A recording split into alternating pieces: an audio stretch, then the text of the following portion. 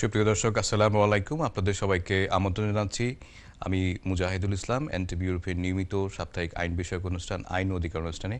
প্রিয় দর্শক, আপনারা যেখান থেকে ইউরোপ এবং ইউরোপের বাইরে বিশ্বের যে জায়গা থেকে আমাদের প্রোগ্রাম দেখছেন, আমরা আশা করছি আপনারা সবাই সুস্থ আছেন এবং প্যান্ডেমিক টাইমে আপনারা আপনাদের পরিবার পরিজন নিয়ে অত্যন্ত আনন্দের সাথে সময় অতিবাহিত করছেন। প্রিয় দর্শক, আপনারা জানেন যে এখন ডিসেম্বর মাস চলছে। এই মাসটি হচ্ছে আমাদের বিজয়ের মাস। 1971 সালের 16ই ডিসেম্বর আমরা পাকিস্তানি হানাদার বাহিনীকে পরাজিত করে আমাদের বিজয় সেদিন ছিনিয়ে এনেছিলাম। দীর্ঘ অনেক দিন পরেও আজকেও আমরা আমাদের বিজয়কে আসলে সত্যিকার পেয়েছি কি পাই নাই সে প্রশ্ন নিয়ে এখনও অনেকের মধ্যে আশা আছে, আশঙ্কা আছে। সেই আশা আকাঙ্ক্ষা নিয়েও আমরা আজকে কথা বলবো কিছুটা, এবং আপনাদের বরাবরের মতো আমাদের নিয়মিত আলোচনা আপনাদেরই ইমিগ্রেশন, অ্যাসাইলাম এবং ফ্যামিলি সংক্রান্ত বিভিন্ন বিষয় নিয়ে আমাদের আলোচনা এবং আপনাদের প্রশ্ন উত্তর পর্ব, এই সব কিছু নিয়ে আপনাদের সাথে আছেন আপনাদের প্রিয় ব্যক্তিত্ব, বাঙালি কমিউনিটির অত্যন্ত জনপ্রিয় আইনজ্ঞ, যিনি দীর্ঘদিন ধরে আপনাদেরকে আইন সেবা দিয়ে যাচ্ছেন এবং যিনি দীর্ঘদিন ধরে এনটিভি ইউরোপের আইন অধিকার প্রোগ্রামের সাথে আছেন, আবু মোহাম্মদ মঞ্জুর হাসান রেজা, যিনি একাধারে একজন সলিসিটর এবং ব্যারিস্টার, যিনি জে কেয়ার সলিসিটরের প্রিন্সিপাল হিসেবে দায়িত্বরত আছেন। আমরা সরাসরি চলে যাচ্ছি আমাদের গেস্টের কাছে। এর আগে আমরা বলতে চাচ্ছি, প্রিয় দর্শক, এখনো প্যান্ডেমিক চলছে, এখনো লকডাউন শিথিল হলেও গভর্নমেন্টের পক্ষ থেকে যে গাইডলাইন আছে আমরা আশা করব অবশ্যই আপনারা সেই গাইডলাইন ফলো করছেন। আদারওয়াইজ আমরা এরকমই কিছু শুনছি যে অতি শীঘ্রই হয়তো টায়ার 3 যেটাকে বলে আরও স্ট্রিক্ট লকডাউন আসতে পারে, যেহেতু আমাদের ইনক্রিজটা বাড়ছে অনেক বেশি হারে। সেক্ষেত্রে আমরা আসলেই একদিকে যেমন খুবই আশাবাদী যে আমাদের ফাইজার ভ্যাকসিন চলে আসছে এবং অলরেডি ইনজেকশনও দেওয়া হয়েছে, এবং পাশাপাশি যেভাবে আমাদের ইনফেকশন লেভেলটা বাড়ছে সেভাবে আমরা আশঙ্কিত।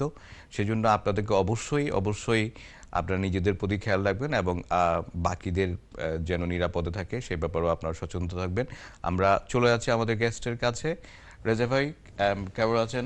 আলহামদুলিল্লাহ, বিজয়ের শুভেচ্ছা। অবশ্যই সবাইকে, দর্শকদের সবাইকেই বিজয় দিবসের শুভেচ্ছা জানাচ্ছি। এবং আমরা তো জানি যে কত ত্যাগ ও তিতিক্ষার মাধ্যমে, কত অসংখ্য মানুষের আত্মত্যাগের বিনিময়ে আমরা স্বাধীন সার্বভৌম একটা দেশ পেয়েছি। স্বাধীনতাকে টিকিয়ে রাখাটা আরও বড় হুমকি, অবশ্যই টিকিয়ে রাখতে হবে। যাই হোক, তুমি যে প্যান্ডেমিক নিয়ে কথা বললে, প্যান্ডেমিকটা কিন্তু আসলে এখনও তারা কিন্তু আমরা কোনোভাবেই কোনো লক্ষণ দেখছি না যেটা কমের দিকে যাচ্ছে। জি, বোধহয় গতকালও বোধহয় 400-র উপরে 500 মারা গেছেন। এবং যদিও আমরা বাজারে এটা চলে এসেছে, কিন্তু এটা কতটা ইফেক্টিভ তুমি জানো যে তোমার এই অনুষ্ঠানের মাধ্যমে আমি কিন্তু বিভিন্ন যে সমস্ত পদ্ধতির কথা তারা বলেছে, যেমন মাস্ক এবং অন্যান্য ব্যাপার, সেগুলো আমি সন্দেহ প্রকাশ করেছি। আজকে সকালে আমার আরেকজন ক্লায়েন্ট যে সবসময় মাস্ক ইউজ করেছে, গত 9 মাসে যতবার সে আমার অফিসে এসেছে কখনো সে মাস্ক খোলেনি, কখনো হাত মেলায়নি, আজকে সকালে সে করোনা পজিটিভ হয়েছে। এ নিয়ে আমার 5 জন ক্লায়েন্ট, যারা সবাই অত্যন্ত মনোযোগী, সবাই অত্যন্ত সতর্ক, সবসময় মাস্ক ছাড়া যারা চড়ে না, কারোর সাথে হাত মেলায় না, এরা কিন্তু কোভিড-19 আক্রান্ত হলো। তো ফলে মাস্কিং নেওয়ার কতটা সুবিধা আছে এই ব্যাপারে আমি কিন্তু সন্দিহান। জি, যে বিষয়টা রেজা ভাই খুবই ইম্পর্টেন্ট সেটা হচ্ছে যে আমরা যেটা শুনছি যে যেহেতু আমাদের সবার এফেক্ট হচ্ছে বা ইনফেকশনটা রাইজ হচ্ছে, সেক্ষেত্রে আমরা বলছি আরও স্ট্রিক্ট লকডাউন না হল যে টিয়ার 3 ওরা করেছে, সেই টিয়ার 3টা হয়তো আমাদের লন্ডন বা গ্রেটার লন্ডন এরকম একটা ইম্পোজ করতে পারে ইভেন বিফোর ক্রিসমাস। এই বিষয়ে আপনার কোনো আইডিয়া? যেটা হতে পারে, কিন্তু সবচেয়ে বড় কথা কি আমরা আজ পর্যন্ত জানি না যেটা কিভাবে এই ব্যাধিটা সংক্রামিত হচ্ছে। এটি সবচেয়ে বড় সমস্যা। কারণ যদি যদি না জানেন তাহলে তো আপনাকে আমরা ওই সমস্ত নিয়ম, সোশ্যাল ডিস্টেন্স মেনে চললে, মাস্ক ব্যবহার করলে, যদি এটা এরপরও যদি মানুষ আক্রান্ত হয়, এবং আমরা দেখতে পেরেছি যে যারা আক্রান্ত হচ্ছে এতে বিরাট সংখ্যক কিন্তু এই কোভিড নিয়মগুলো মেনে চলছে। জি, তো ফলে এই নিয়মাবলীর ব্যাপারে আসলে অনেক আমরা মনে করি কিছু বৈজ্ঞানিক ব্যাখ্যা দরকার। গত সপ্তাহে বোধহয় লন্ডনে মার্চ হয়েছে, যারা বলেছে আমরা আমাদের স্বাধীনতা ফেরত পেতে চাই। জি, কারণ অনেকেই তারা এই সরকারের এই ধরনের বিভিন্ন ব্যবস্থাকে তারা বিশ্বাস রাখতে পারছে না, যেহেতু এখানে এফেক্টিভলি সেরকম কিছু পিপল দেখছে না। জি, জি, রাজা ভাই, আমরা নরমালি তো আমরা অনেক বিষয় নিয়ে আমরা আপডেট আমরা নিয়ে কলার কথা যদি থাকে বলবো। আমরা কলারের দিকে যাই। কলার কি আছে এখন এই মুহূর্তে? না, আমরা একটু আমরা একটু একটা আপডেট নিয়ে আগে শুরু করি, তারপর আমরা কলারের কাছে চলে যাই। পরে আমরা অনেক সময় যে আপডেট দেওয়ার সময় পাই না, সেই বিষয়ে আপনি একটু কলারে যেতে আমরা আজকে যে আপডেটগুলো দিতে চাচ্ছি এর মধ্যে একটা হচ্ছে যে আমরা জানি যে জানুয়ারি মাস থেকে আস্তে আস্তে আগামী বছর থেকে অনেক কড়া অ্যাসাইলাম সিকারদের উপরে কড়া বিধি আসবে। জি তো আপাতত যেটা আমরা জানতে পেরেছি, থার্ড কান্ট্রি যারা, যেমন যে ডাবলিন কনভেনশনের কথা জানি, যে কেউ যদি ইউরোপের কোনো দেশে একবার অ্যাসাইলাম ক্লেম করে থাকে, জি তারপরে যদি সে ব্রিটেনে আসে এবং সেই দেশ যদি আবার তাকে ফেরত দিতে চায়, তো ব্রিটেন তাকে ফেরত পাঠাতে পারে তার অ্যাসাইলাম কনসিডার না করে। জি নতুন যে পরিবর্তন আসছে সেই পরিবর্তন হচ্ছে যে কেউ আসার পথে কোনো ইউরোপের দেশে অ্যাসাইলাম ক্লেম করুক বা না করুক, ওই দেশ থেকে ওই দেশে ভিতর দিয়ে আসলেই সে দেশে তারা ফেরত পাঠাতে পারবে। এবং সেক্ষেত্রে জি ও দেশ গ্রহণ করলো কি না করলো তা নয়, তারা কি করবে, ব্রিটেন বলে দেবে যে এদের ক্লেম কখনোই অ্যাকসেপ্ট করা হবে না। জি এর ফলে কি হচ্ছে যে, so it will be more harsh than তারপর what we ধরো have now. তুমি হয়তো ফ্রান্স দিয়ে এদেশে আসলে, জি ফ্রান্স তুমি অ্যাসাইলাম ক্লেম করো, যেহেতু তুমি ফ্রান্সে ছিলে, জি অতএব তারা তোমাকে ফ্রান্সে First পাঠাতে পারে। country যেখানে তুমি যদি ছিলে যদি সেখানে। ফ্রান্স যদি তোমাকে নাও নেয়, জি তাহলেও কিন্তু তারা তোমার অ্যাসাইলাম রাজ ভাই, আমরা ডিটেলস এটা না একটু কথা বলবো। আমার মনে হচ্ছে এর আগে আমরা দুজন কল নিয়ে নিয়েছি। সুপ্রিয় দর্শক, আপনারা দেখছেন অ্যান্টি ইউরোপের নিয়মিত সাপ্তাহিক আইন বিষয়ক অনুষ্ঠান আইন ও অধিকার অনুষ্ঠানে।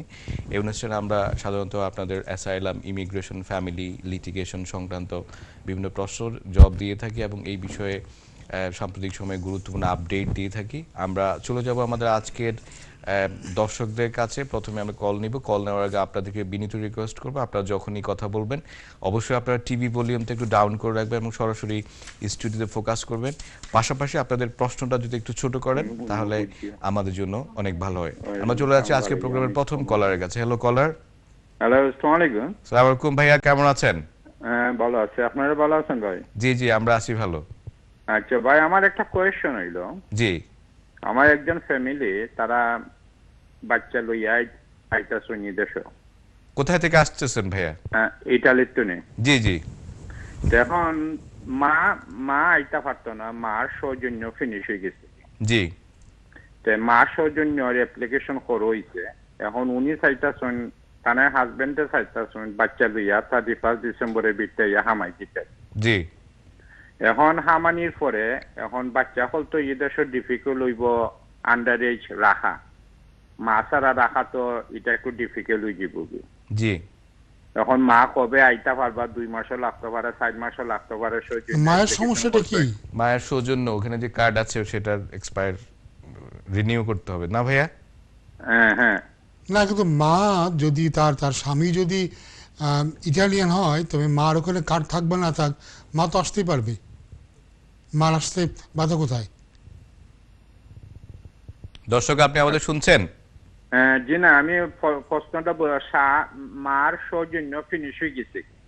হ্যাঁ, মার যদি কোনো ভিসা নাও থাকে, তবু তো মা যদি সে প্রমাণ করতে পারে যে তুমি বাবার স্ত্রী, তাহলে তুমি এদেশে অবশ্যই আসতে পারবে। আসতে পারবো? রেজাবে একটু ভাঙে যদি বলেন উনি ডিপেন্ডেন্ট হিসেবে আসতে পারবেন? জি, উনি যেহেতু family member, direct family member, তিনি অবশ্যই আসতে পারবে যদি তাদের সম্পর্কটা প্রমাণ করা যায় আর তার যদি বাংলাদেশি পাসপোর্ট থেকে থাকে। এটা তো আমি জানি না, বুঝছেন। এটা তো কেউ কেউ কইতাছে যে, জি, সেটাই হচ্ছে নিয়ম, যে আপনি যদি ফ্যামিলি মেম্বার হন, তাহলে যদি আপনার মেন যিনি ফ্যামিলি মেম্বার তিনি যদি ইউরোপিয়ান ইউনিয়নের নাগরিক হন, তবে তার সাথে উনি আসতে পারবেন, তার সাথে অ্যাপ্লাই করে উনি উনি আসতে পারবেন। উনি যদি এয়ারপোর্টে যে ভিসা নাই, ভিসা পাসপোর্টও লাগাই না, ভিসা উনি ভিসার জন্য উনি অ্যাপ্লাই করবেন, ভিসার জন্য উনি এখনই অ্যাপ্লাই করবেন। ভিসার জন্য উনি একদিন অ্যাপ্লাই না করে বসে আছেন কেন? উনি এখনই ভিসার জন্য অ্যাপ্লাই করবেন। ওনার যদি ভিসা পাওয়াতে কোনো ধরনের কোনো প্রবলেম না থাকে, তাহলে তো উনি অ্যাপ্লাই করে দিতে পারেন আগে ভাগেই। ভিসার তো তার কোনো প্রবলেম হওয়ার তো কোনো নাই, কথা নাই, কারণ এখানে কিন্তু কোথাও বলে না যে ফ্যামিলি মেম্বারকে যে কলার আপনাকে অসংখ্য ধন্যবাদ। আমরা আপনার আসতে হবে, সে দেশে তার কোনো পারমিশন থাকতে পারে, কোনো নিয়ম নাই। এই ক্ষেত্রে যেটা কনফিউশন হয়েছে, সেক্ষেত্রে উনি যেটা বললো যে ওখানকার যেই আমার মনে হচ্ছে যে কার্ডটা যেটাকে বলে সৌজন্য কি পাট্টা সৌজন্য, আপনি আইডিয়া আছে কিনা ভালো আমি শিওর না, নামগুলো একটু কঠিন। তো উনি মনে করছেন যে সেটা এক্সপায়ার হয়ে গেছে, এই জন্য উনি এখন আসতে পারবেন না, এরকম একটা আমার মনে হচ্ছে ধারণা থেকে প্রশ্ন ওখান থেকে তাকে যেটা করতে হবে ওখান থেকে উনি অ্যাপ্লাই করবেন। কোনো কোনো ক্ষেত্রে তারা কিন্তু যেহেতু ওনার সৌজন্য কার্ড নাই সেহেতু উনি হয়তো এয়ারপোর্টে ভিসা নিয়ে আসতে পারছেন না, বাট উনি এখান থেকে ভিসার জন্য অ্যাপ্লাই করতে পারেন। সেকেন্ডলি যেটা হবে, যদি ভদ্রলোকের দেশে চলেও আসেন, আমরা যেটা যে দেখতে পেরেছি যে ডাইরেক্ট ফ্যামিলি মেম্বারদেরকে বোধহয় আপ টু জুন একটা সুযোগ তারা দিচ্ছে। জি, উনি এখানে এসে উনি প্রি সেটেলমেন্ট করে ফেললো, প্রি সেটেলমেন্ট করেই কিন্তু উনি চাইলে ওদের জন্য ডাইরেক্ট ফ্যামিলির জন্য অ্যাপ্লাই করে দিচ্ছে, এবং এটা আপ টু জুন পর্যন্ত সেই বিষয়ে তখন কিন্তু উনি মানে কুইকলি কিন্তু নিয়ে আসতে পারছে ওনার স্পাউসকে। প্রবলেম হচ্ছে যে উনি যদি চলে আসেন সেক্ষেত্রে ওনার ওয়াইফ কি ওখানে ফার্দার কার্ড পাবেন কিনা। জি, সেটা তো ইতালিয়ান আপনার লয়ের ব্যাপার, সেটা এখানকার লয়ের সাথে আসলে আমার যেটা মনে হয়েছে যে এই ভদ্রলোকেরা সবকিছু অনেক দেরিতে করছেন, অনেক আগেই তার এই ব্যাপারে স্টেপ নেওয়া উচিত ছিল। জি, প্রিয় দর্শক, আমরা যেটা রিকোয়েস্ট করবো, আপনি অবশ্যই একজন ইতালিয়ান একজন লয়ার একজন এক্সপার্টের সাথে কথা বলবেন, পাশাপাশি যত তাড়াতাড়ি সম্ভব এই দেশে আসার যে প্রসেসটা আপনারা করছেন সেটাকে আপনারা কন্টিনিউ করেন, তাহলেই মনে হচ্ছে আমাদের প্রবলেমটা সলভ হয়ে যাবে। আমরা চলে যাচ্ছি আমাদের পরবর্তী কলারের কাছে, আমাদের নেক্সট কলার। হ্যালো, জি কলার, আপনি আমাদের শুনতে পাচ্ছেন? আপনার কথাটা শোনা যাচ্ছে না, আপনি টিভি ভলিউমটা ডাউন করে আমাদের স্টুডিওতে কথা বলুন। জি, ভলিউমটা ডাউন করো একবার। জি জি জি, এখন শোনা যাচ্ছে, এখন শোনা যাচ্ছে, এখন শোনা যাচ্ছে। ওকে, আসসালামু আলাইকুম, ভালো আছেন আপনারা? জি ভাই, আমরা ভালো আছি, আপনি ভালো আছেন? হ্যাঁ আলহামদুলিল্লাহ। আমার দুইটা কোয়েশ্চন, কুইক কোয়েশ্চন ব্যারিস্টার সাহেবের কাছে। একটা কোয়েশ্চন হচ্ছে গিয়ে আমি 10 ইয়ার্স লং রেসিডেন্সির মাধ্যমে সেটেলার ফর্মটা ফিল আপ করতে যাচ্ছি। জি, তো ওইখানে একটা অপশন আছে যে আদার কোনো রিজন আছে নাকি, আছে কিনা আমি এখানে থাকার জন্য আর কি। তো আমি ওইখানে দিছি যে প্রাইভেট এন্ড সোশ্যাল লাইফ। তো ওইখানে প্রাইভেট এন্ড সোশ্যাল লাইফ বলতে কি আমার কোনো ডকুমেন্ট দেওয়া লাগবে, লাইক ব্রাদার ভাই বোন আছে ওদের কোনো পাসপোর্টের কপি এগুলো অ্যাটাচ করা লাগবে? সেকেন্ডলি হচ্ছে যে ওদের একটা অপশন আছে যে travel document. It means travel ডকুমেন্টটা কি আমি মানে একবার জার্মান গেছিলাম 5 দিনের জন্য, তো ওই জার্মান যে গেছিলাম 5 দিনের জন্য ওই এই পাসপোর্টের কপিটা কি দিতে হবে ওদের কাছে? ভাই প্রথম কথা হচ্ছে যে আপনাকে ডিক্লেয়ার করতে হবে যে কতদিন আপনি এদেশের বাইরে ছিলেন, কোত্থেকে কোথায় আপনি গিয়েছিলেন। অনলি 5 দিন ছিলাম জার্মান আমি। জি, আপনার যতগুলি পাসপোর্ট আছে সবগুলি পাসপোর্ট আপনি কপি তাদেরকে আপনি দেবেন, আপনি ডাউনলোড করে আপলোড করে আপনি দেবেন।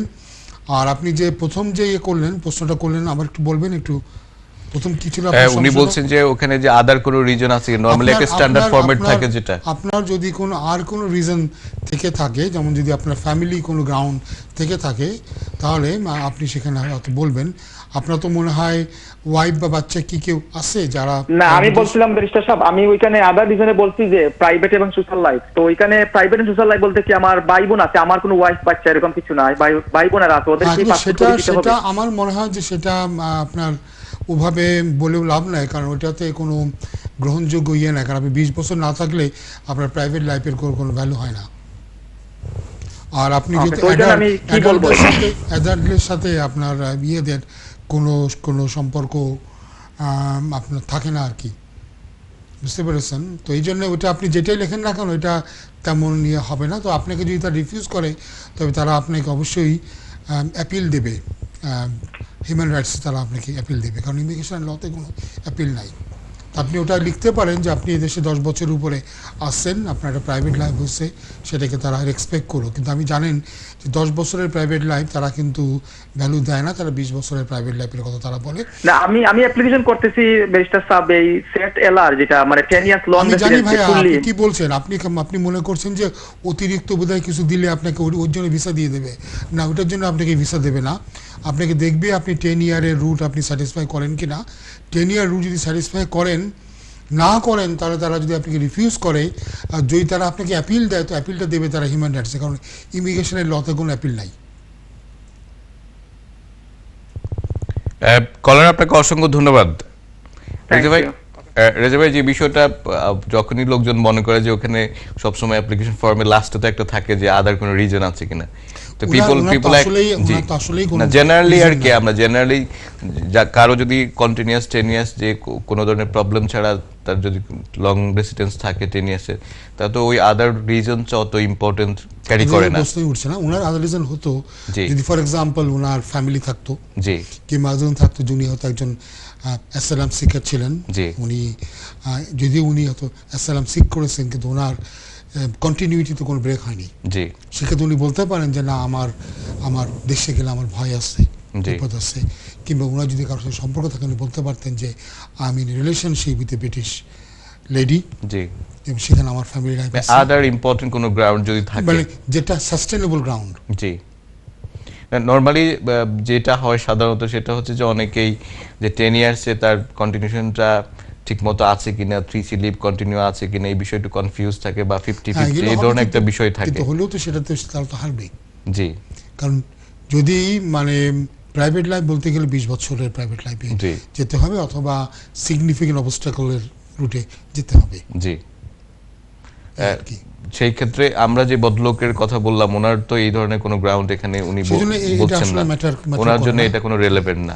উনি যেটা কত করতে পারেন, উনি যে কাভার লেটারের মধ্যে উনি লিখতে পারেন যে উনি দেশে লং টার্ম উনি থেকেছেন, একটা ইন্টিগ্রেশন হয়ে গেছে, কিন্তু এটা তো ব্রিটিশ সোসাইটি কালচারের সাথে স্টিল এটা মিনিংলেস, কারণ 20 বছর না থাকলে ওনাকে তো স্ট্রেট দেখবে হচ্ছে 10 ইয়ার্স রুটে।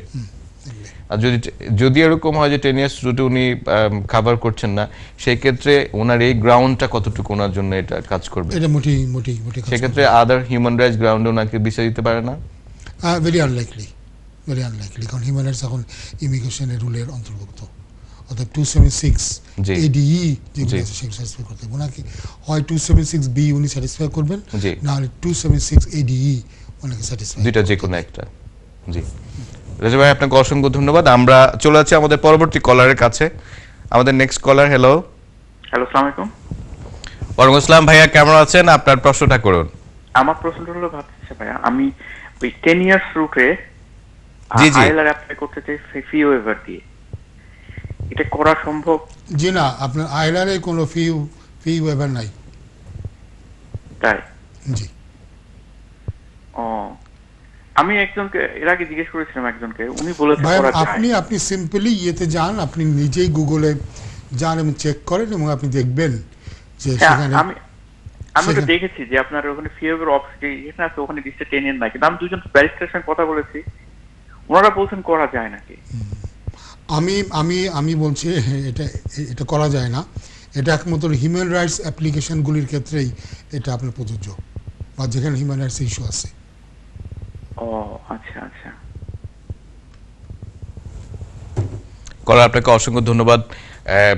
এই বিষয়টাতে রাজা ভাই আপনার ব্যাখ্যা কি, কেন এখানে 10 ইয়ার্সে দিচ্ছে না? পাশাপাশি কেউ একজন তো 10 বছর রুটে যিনি এক্সটেন্ড করলে উনাই হতে পেতে পারেন। কারণ হিউম্যান রাইটসের ক্ষেত্রে অনেক অংশে দেখা যাচ্ছে যারা অ্যাপ্লিকেশন করছে এদের অনেকেরই হয়তো এদেশে কাজ করার কোনো অনুমতি নাই, জি, এবং তারা হয়তো সাফারিং ফ্রম ফাইন্যান্সিয়াল ডিফিকাল্টিজ। জি, তো সেক্ষেত্রে কিন্তু যারা আইএলআর করছে তারা অলরেডি এদেশে লিগালি আছে।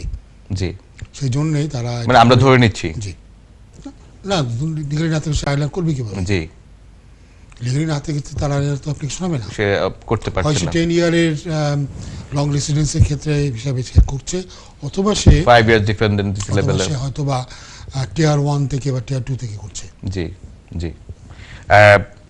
কলার, আমরা আশা করছি আপনি অবশ্যই আপনার প্রশ্নের জবাব পেয়েছেন। আপনার ফর মোর ক্লারিফিকেশন আপনি আপনার নিকটস্থ আরো এক্সপার্টের সাথে আপনি কথা বলতে পারেন। আমরা চলে যাচ্ছি আমাদের পরবর্তী কলারের কাছে। Next caller. হ্যালো, আসসালামু আলাইকুম। ওয়ালাইকুম আসসালাম ভাইয়া, কেমন আছেন? আপনার প্রশ্নটা করুন। আলহামদুলিল্লাহ, আপনারা ভালো আছেন? জি ভাই। আচ্ছা, আমার প্রশ্ন হইলো যে বাচ্চা 10 ইয়ার্স হয়েছে কি, টি ফর্মের জন্য অ্যাপ্লিকেশন হয়েছে, এখন 6 মাস হয়ে গেছে, কিছু জানাইতেছে না রেজিস্ট্রেশনের জন্য। এখন আমরা চাচ্ছি ইমেল করার জন্য, এখন লেটার লেখে ইমেলটা যাচ্ছে না কি, ওদের যে ইমেল এদের কোনো ইমেল নিচ্ছে না, ওরা যে লেটার দিচ্ছে 6 মাস পরে জানাবে বা করবে, ইমেলগুলো শোনেন, এখানে আপনার 6 মাস দেরি হয়েছে, 6 মাস দেরি হয়েছে, এটা নিয়ে উদ্বিগ্ন হওয়ার কারণ নেই, কারণ আমরা জানি যে কোভিডের কারণে ওরা ওদের স্বাভাবিক ওদের যে টাইম ফ্রেম, সেই টাইম ফ্রেম অনুযায়ী তারা কিন্তু কাজ করছে না। অতএব 6 মাসের জায়গায় 9 মাস লাগলে বা 12 মাস লাগলে এতে শক্ট হওয়ার কোনো কারণ নাই, এটা লাগতেই পারে। তো আপনি চাইলেও তো একটা চিঠি দিয়ে আপনি জানতে চাইতে পারেন, চিঠি দিলে হয়তো, বা এমনকি আপনি এমপির কাছে গেলেও তারা হয়তো বলবে যে কোভিডের কারণে তারা নর্মাল টাইম ফ্রেম অনুযায়ী তারা কাজ করতে পারছে না। কলার আপনাকে অসংখ্য ধন্যবাদ। আমরা চলে আছি আমাদের পরবর্তী কলারের কাছে, আমাদের নেক্সট কলার। হ্যালো,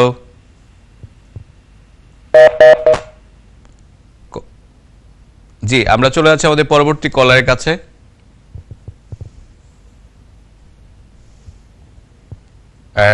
কলার আপনি আমাদের শুনতে পাচ্ছেন?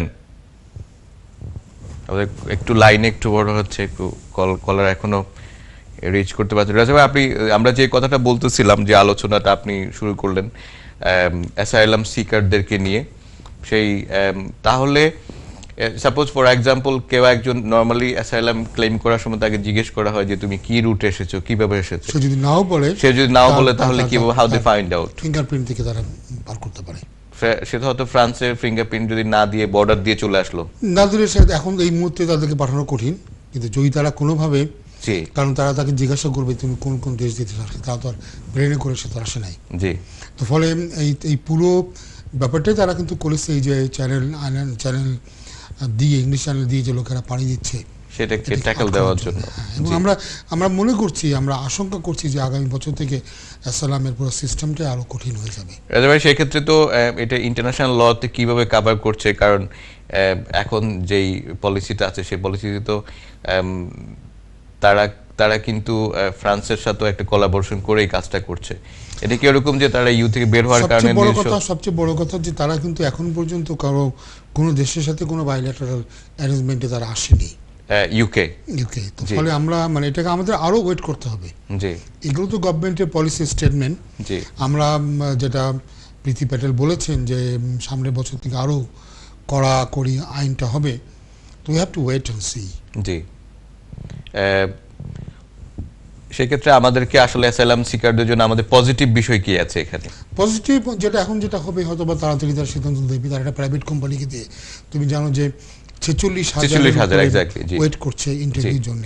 জি, ইন্টারভিউটা হলে, এবং এখানে যেটা হয়ে যাচ্ছে যে অনেকেই যেহেতু সিদ্ধান্ত দিতে দেরি হচ্ছে, তারা কিন্তু কাজের পারমিশন পাচ্ছে না, কিন্তু তারা বুঝতে পারছে না যে তারা শুধুমাত্র শর্টেজ ক্যাটাগরি জব, ওই পারমিশন দিয়ে আসলে at least it is a safeguard যে তাদের কাজে পারমিশন আছে আর কি, এই বিষয়টা এরকম। কিন্তু তারা যদি অন্য কোনো জবে কাজ করে, সেটা যদি তারা ধরা পড়ে, ওইটাই কিন্তু একটা রিজন হতে পারে তাদের অ্যাসাইলাম ক্লেমকে রিফিউজ করা। জি ভাই, আমরা ছোট্ট একটা ব্রেক নিব, ব্রেকের পরে আমরা আবার আলোচনায় আসবে। প্রিয় দর্শক, আপনারা দেখছিলেন এনটিভি ইউরোপের নিয়মিত সাপ্তাহিক আইন বিষয়ক অনুষ্ঠান আইন ও অধিকার অনুষ্ঠানে। এই অনুষ্ঠানে আপনাদের সাথে আছেন আপনাদের প্রিয় ব্যক্তিত্ব, বাঙালি কমিটির জনপ্রিয় আইনজ্ঞ আবু মোহাম্মদ মঞ্জুর হাসান রেজা, যিনি যে কেয়ার সলিসিটর প্রিন্সিপাল দায়িত্বরত আছেন। আমরা ছোট্ট একটা ব্রেক নিচ্ছি, ব্রেকের পরে আমরা আবার আপনাদের সাথে ফিরে আসবো। সে পর্যন্ত অপেক্ষা করুন। প্রিয় দর্শক, আমরা আজকের প্রোগ্রামে আলোচনা করার চেষ্টা করব সাম্প্রতিক সময়ের বিভিন্ন ইমিগ্রেশন সংক্রান্ত গুরুত্বপূর্ণ আপডেট এবং অ্যাসাইলাম, ইমিগ্রেশন, ফ্যামিলি এবং লিটিগেশন সংক্রান্ত বিভিন্ন টপিক নিয়ে। মেইনলি আপনাদের সেটেলমেন্ট, আইএলআর এবং হিউম্যান রাইটস যে অ্যাপ্লিকেশনগুলো, সেই অ্যাপ্লিকেশনের বিভিন্ন খুঁটিনাটি গুরুত্বপূর্ণ বিষয় নিয়ে আমরা আলোচনা করছি এবং আমরা আপনাদের বিভিন্ন ধরনের প্রশ্ন নিচ্ছি, প্রশ্নের জবাব দেওয়ার চেষ্টা করছি।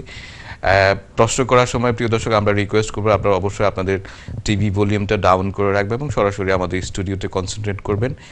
প্রশ্ন করার আগে অবশ্যই আপনার প্রশ্নটা একটু আগে বাগে রেডি করে রাখলে আমাদের জন্য অনেক সুবিধা হয়।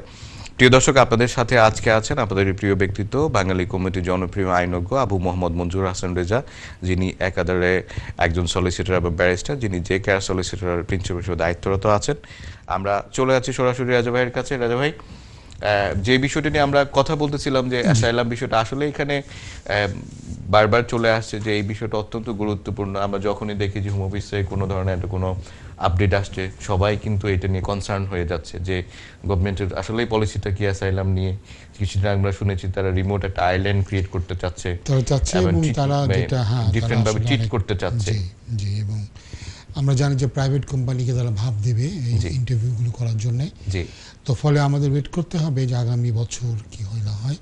তবে আমরা তো যেটা বুঝতে পেরেছি যে এখন যেটা মনে হচ্ছে আমরা একটা নো ডিল ব্রেক্সিটের দিকে আমরা যাচ্ছি। জি, এবং কালকে কিন্তু খুব সারপ্রাইজিংলি আমার কাছে যেটা লাগলো যে আমাদের প্রধানমন্ত্রী খুব উল্লসিতভাবে বললেন যেটা ওয়ান্ডারফুল, আমরা নো ব্রেক্সিট হলে এটা ওয়ান্ডারফুল হবে। তো if it is so wonderful, তাহলে আমরা এত কষ্ট করে ব্রাসেলসে দৌড়াদৌড়ি করছি কেন? জি, তাই না? যদি নো ডিল ব্রেক্সিট যদি ওয়ান্ডারফুল হয়, রেজা ভাই, এটা তো আমরা আগে থেকে শুনছিলাম যে এরকম তাহলে আমরা ব্রাসেলসে দৌড়াদৌড়ি করছি কেন, বার্গেন কেন করছি, আমরা সময়টা কেন ক্ষেপণ করছি যদি আমাদের নো ডিলটা যদি আমাদের জন্য ওয়ান্ডারফুল হয়? আসলে আমরা ঠিক বুঝি না, মানে রাজনীতিবিদদের কথা আমরা বুঝতে পারি না, বাংলাদেশে তো পারিই না। এখন দেখা যাচ্ছে যে এদেশেও রাজনীতিবিদরা অনেক কি বলে অনেক দুর্বোধ্য হয়ে উঠছেন। জি, আচ্ছা, আমরা কিন্তু বাংলাদেশের কিছু কথা কিন্তু বলি নাই।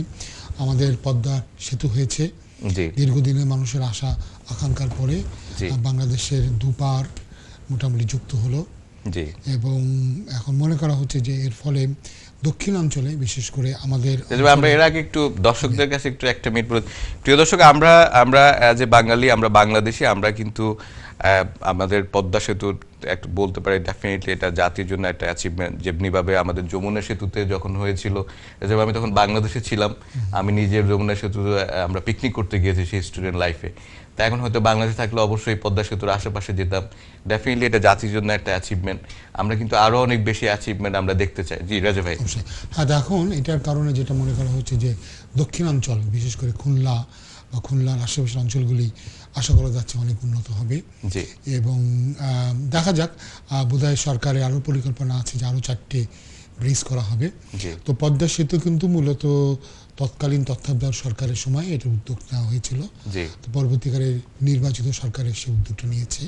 যদিও এটা নিয়ে নানা ধরনের ঘটনার কথা আমরা শুনেছি, নানা ধরনের ঘটনা, নানা ধরনের কেলেঙ্কারি, নানা ধরনের, but at the end of the day ব্রিজটা হয়েছে, এটাই হচ্ছে সবচেয়ে বড় কথা।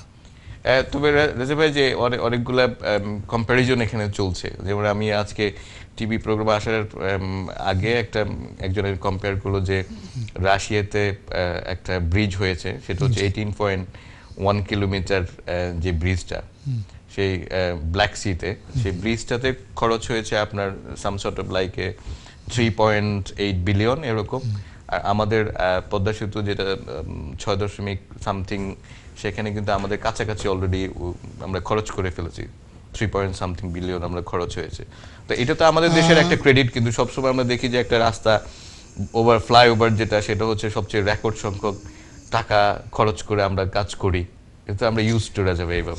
এটা তো আছেই, এটা নিয়ে তো অবশ্যই অনেক ঘটনা আছে, এটা নিয়ে অনেক কথাবার্তা বলা হয়েছে। কম্পারেবল প্রাইস যদি বিশ্ব ব্যাংক থাকতো, বিশ্ব ব্যাংক থাকলে আমরা কতটা বিশ্ব ব্যাংকের অর্থায়নে কতটা কম পয়সা করতে পারতাম, এখন চীনের কাছ থেকে সুদে পয়সা নিয়ে আমরা কতটুকু লাভবান হব, এটার পরে আমরা টোল বা অন্য কীভাবে এই টাকাটা জনগণের কাছ থেকে উঠিয়ে নেওয়া হবে, সেটাও তো একটা বড় ইস্যু হয়ে থাকবে। যাই হোক, সবচেয়ে বড় কথা, মানে মোদ্দা কথা হচ্ছে এই যে আমরা ব্রিজটা পেয়েছি, এর জন্য অবশ্যই আমরা সরকারকে আমরা অভিনন্দন জানাই।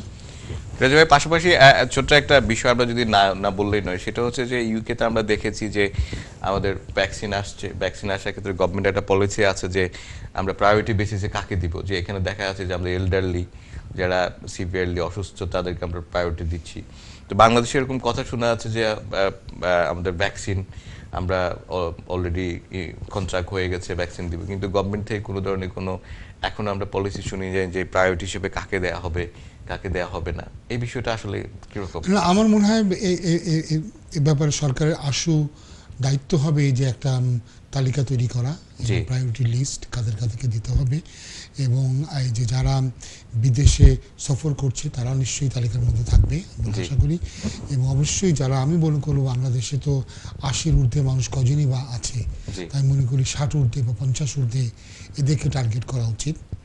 এবং আমরা মনে করি যে বিভিন্ন জায়গা থেকে আমাদের কিন্তু বাংলাদেশে ভাসমান মানুষ অনেক, এবং এই জন্য আমরা যখনই বাংলাদেশে কোনো আমরা যেটা আদমশুমারি করা হয়, সবসময় বলা হয় যে 1 কোটি লোক তো ভেসে বেড়াচ্ছে, এরা কখনো কাউন্টেড হয় না। এই জন্য ভাসমান যে পপুলেশন, সেখান থেকেও কিন্তু কোভিডটা ছড়াতে পারে। তো ভাসমান পপুলেশনকেও কিন্তু আমার মনে টার্গেট করা উচিত, এবং আমরা জানি না এটা সরকার কিভাবে এটা নিচ্ছে বা কাদের কাছ থেকে তারা এই ভ্যাকসিনটা কিনবে। কারণ আমরা দেখেছি যে ভারতে কেরালাতে এক মন্ত্রী, তিনি নিজেই ভ্যাকসিন নেওয়ার পরেই উনি করোনাতে আক্রান্ত হয়েছেন। তো ফলে এটা মানে সব ধরনের ভ্যাকসিনটা কতটা ফলপ্রসূ এটা আমরা কিন্তু জানি না, এবং এখানে কিন্তু ব্রিটেনও আমরা দেখেছি একটা জরিপে অনেকেই এই ভ্যাকসিনটা নিতে আগ্রহী না। এবং ছোট্ট একটা যেটা হয়েছে যে আমাদের মনে হয় টিভিতে একটা নিউজ এসে দুইজন ওনাদের অ্যালার্জিক একটা রিয়াকশন দেখা দিয়েছে অলরেডি। তো দুইজন যদি হয় তাহলে এটা আপনার রেশিও অনুযায়ী কিন্তু কিছুটা হলেও তো কম। লং টার্ম এটাতে কি ড্যামেজ হবে আমরা তো এখনো জানি না। সাধারণত আমরা জানি যে একটা ওষুধকে বাজারজাত করার আগে কয়েক বছর ধরে সেটার ফলে বিভিন্ন ধরনের টেস্টিং রিটেস্টিং হয়, আর এটা তো খুব কম টেস্ট করে বাজারে ছেড়ে দেওয়া হলো। জি রেজা ভাই, আমরা আমাদের আলোচনায় ফিরে যাচ্ছি। আমরা আর একটু কিছু আপডেট নিব। আপডেট নেওয়ার আগে আমরা আরো দুই একজন কল আমরা যদি নিয়ে নেই। আমরা চলে যাচ্ছি আমাদের কলারদের কাছে। হ্যালো কলার, এই মুহূর্তে আমাদের স্টুডিওতে কে লাইনে আছেন? প্রিয় কলার। কলার, আপনার একটু জোরে কথা বলতে হবে। হ্যালো। জি জি, আমরা আপনাকে শুনছি, আপনি একটু জোরে প্রশ্ন করুন। প্রিয় কলার, আপনি আমাদের শুনছেন? হ্যালো। জি জি, আমরা আপনাকে শুনছি, আপনি একটু জোরে প্রশ্ন করুন। আসসালামু আলাইকুম। ওয়ালাইকুম আসসালাম। I just wanted to know, I have an auntie. She came to this country for the last 10 years. But does she have a 10 years right in this country now? And would we be able to make application? And what is the rules and stuff now? Sister, it would be better if you please bit louder. I have auntie who Yes. Came to this country 10 years ago. And now I wanted to know, do we have that 10 years right? How and old what is kind of your auntie? application can we do? How old is your aunt? First we did the application when she first came, and then we Sorry, lost that how one. old? There was How a old is your refusal. aunt? That was when she first came, like on the first 3 months. Now it's been 10 years. We haven't done anything else after we got refused. So what is the next step we can do? Sister. Now we You know, want to do a new I could not application. follow. Can you please answer in Bengali? Yeah?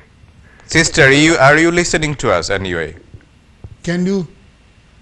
Yeah, I can hear you. Yeah. Okay. How old is your aunt? She's 64 now. 64. So she is not actually old. Has she got any medical problems? Sorry, can you answer it in Bengali? I'm like speaking English, but my auntie, she want to hear the answer. Yeah, please. Is Sorry, that okay? I need to get some answer to some of my questions. How old is she? You said she's 64. Yeah, 64. And has she got any medical problems? No. Is there any particular reason why she does not want to go back? Well, she's got no one. Her son is in this country. She only has one son, that's it. Yeah, because I he's in see this that, country. the sister, the main problem is that this country does not recognize chain migration. So this country does not allow that somebody who is here can automatically bring their elderly relative. There was a provision for elderly relative, but that has been abrogated in 2012. So at the moment, the only application that your aunt can make has to be under human rights. And then she will have to show there are compelling and compassionate grounds why she cannot go back to Bangladesh. And that will be very Yeah, like difficult. I said, that's the only reason. There's no one back home. that for will her. be It's that only will be her one very son. that will be very, very difficult, because the Home Office will say that if the son wants, son can go and live with her in Bangladesh, or son Yeah, but can he's got send his money. family here, you see. Son can, but that is something the son should have thought, that if I go and settle in UK, then my mom will be alone in Bangladesh. So that is a choice that the son has done. The son has taken the decision to split from the family, isn't it? No, okay. So that is But something. it's like she's that is been here for something. 10 years though, isn't that? Does she have a right for that? She has to be here for 20 years, madam. Oh, is it 20 years? Yeah. No, change, okay. Okay. So is there no other, other thing, anything There else is no other. There can is be no done? other, unless she is, as I said, she has to be extremely unwell, that she needs 24-hour she's care, not that kind of and that illness. care She's cannot be normal. given in Bangladesh, even by employing servants or nurses. That care can only be available in this country. But as I said, the whole application has to be outside the rules on compelling and compassionate grounds. Oh, okay, sorry, I know you told me, but is it okay if you can repeat in Bengali? She's watching it, but I'm in a different room. যেটা হবে যে আমি sorry, I can't speak Sylheti, so I have to speak in I know, that's why I couldn't talk. I standard could speak standard here. Bengali Okay, dialect. Assalamu I don't know whether your aunt can follow or not. উনার কিন্তু বয়স তেমন বেশি না, 64 বছর তেমন বেশি বয়স বলে মনে করবে না। উনি যদি শারীরিক দিক দিয়ে সুস্থ থাকেন এবং যদি ওনার বয়স বেশি না হয়, তাহলে ওনার পক্ষে অ্যাপ্লিকেশন করা খুব কঠিন। তো যে কোনো অ্যাপ্লিকেশন করলে ওনাকে করতে হবে ইমিগ্রেশনের রুলের বাইরে, ওনাকে দেখা হতে হবে যে খুব মানবিক কোনো কারণ আছে যে কারণে ইমিগ্রেশনের রুলের বাইরে গিয়ে তার কেসটা কনসিডার করা উচিত। ওনার শারীরিক দিক দিয়ে উনি এতটাই অক্ষম যে ওনাকে দেখাশোনা করার জন্য 24 ঘন্টা দেখাশোনা করার জন্য, সার্বক্ষণিক দেখাশোনা করার জন্য লোক দরকার, এবং যেটা বাংলাদেশে কাজের লোক রেখে বা নার্স রেখে যেটা করা সম্ভব নয়। তো এটা আসলে খুব ইজি অ্যাপ্লিকেশন নয়। আর উনি যেহেতু এদেশে 20 বছর থাকেননি, সেহেতু ওনার পক্ষে প্রাইভেট লাইফেও অ্যাপ্লিকেশন করাটা কঠিন হয়ে যাবে। ধন্যবাদ। Sister, we hope that you will be benefited from our discussion anyway. We are going for next call. আমাদের পরবর্তী কলে কে আছেন লাইনে? হ্যালো হ্যালো কলার, আপনি আমাদের শুনতে পাচ্ছেন? হ্যালো, আসসালামু আলাইকুম। ওয়ালাইকুম আসসালাম ভাইয়া, কেমন আছেন? আপনার প্রশ্নটা করুন। ইনশাআল্লাহ ভালো আছি। আমার প্রশ্নটা হচ্ছে, আমার ফ্রেন্ড স্পেনে থাকে, ওর ফ্যামিলি সহ, বাট ওর ওয়াইফের পাসপোর্টের ডেটটা 1 মাস আছে, জানুয়ারি পর্যন্ত আছে। জি জি। সে কি স্পেন থেকে এই দেশে আসতে পারবে না? পাসপোর্টের ওনার আসতে পারা উচিত, ওনার আসতে পারা উচিত, এবং অনেক ক্ষেত্রে তাকে হয়তো উনি বর্ডারেই হয়তো তাকে এন্ট্রি দিয়ে দেবে এখনকার যে অবস্থা, যেহেতু ওনার পাসপোর্ট ভ্যালিড আছে এবং ওনাতে আমি বলবেন যে স্পেনের কার্ডও নিশ্চয়ই আছে। তো আমার মনে হয় ওনার অবশ্যই ট্রাই করা উচিত, এবং সময় খুব বেশি দিন নাই। আজকের পরে আপনি জানেন যে আর মাত্র 19 দিন সময় আছে, তো এর মধ্যে ওনাদেরকে চলে আসতে হবে। জি কলার, আপনি আমাদের শুনতে পাচ্ছেন? হ্যালো হ্যালো, জি বলেন। জি জি, আপনি আমাদের শুনতে পাচ্ছেন? জি শুনতে পাচ্ছি এখন। হ্যাঁ জি, আর কিছু জানা আছে ভাইয়া? না ভাই, এটাই আমার জন্য। Thank you very much. আপনাকে অসংখ্য ধন্যবাদ। আমরা আশা করছি আমাদের কলারদের মাধ্যমে আপনাদের যে প্রশ্ন আসছে সেই প্রশ্নের মাধ্যমে শুধু কলাররাই উপকৃত হচ্ছে না, আমাদের যারা দর্শকরা ইউরোপ, ইউকে, ইউরোপ এবং বিশ্বের যেই জায়গা থেকে আমাদের প্রোগ্রাম দেখছেন সবাই আমাদের আজকের আলোচনা থেকে উপকৃত হচ্ছেন। আমরা চলে যাচ্ছি আমাদের পরবর্তী কলে। নেক্সট কলার। আসসালামু আলাইকুম। ওয়ালাইকুম আসসালাম ভাইয়া, কেমন আছেন? আমি ভালো আছি, আপনারা তো ভালো আছেন ভাইয়া? জি ভাইয়া, অসংখ্য ধন্যবাদ আপনাকে কল করার জন্য। Thank you. ওকে, আমার একটা কোয়েশ্চন, যদি ভিসা এক্সপায়ার হওয়ার আগে যদি কোনো অ্যাপ্লিকেশন করা হয়, হিউম্যান রাইটস অ্যাপ্লিকেশন, ওটার লিভটা কি কন্টিনিউ করবে আনটিল রিফিউজ করার আগ পর্যন্ত? বিকজ ওনাকে অ্যাপ্লাই করার অর্থ হচ্ছে আমাদের ফ্যামিলিতে মেডিকেল ইস্যু আছে, তো যে ভিজিটে আসছে আমাদের একটু হেল্প হয়, ওদের আরো কিছুদিন থাকে, বাচ্চার অনেকটা হেল্প হয়। এটাতে আপনি কন্টিনিউয়েশন কেন করছেন? কন্টিনিউয়েশন করলে ওনার কি লাভ হবে?